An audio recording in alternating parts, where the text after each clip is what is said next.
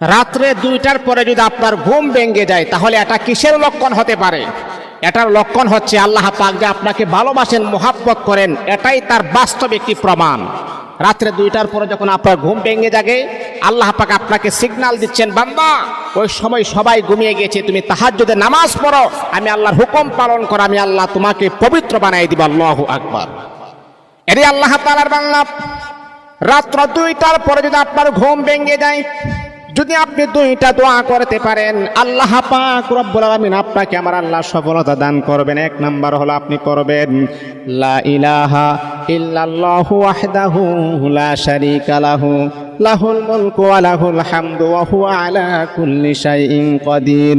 তারপর আপনি আরেকটা দোয়া করবেন, সুবহানাল্লাহ ওয়াল হামদুলিল্লাহ ওয়া লা ইলাহা ইল্লাল্লাহু আল্লাহু আকবার লা হাওলা ওয়া লা কুওয়াতা ইল্লা বিল্লাহ।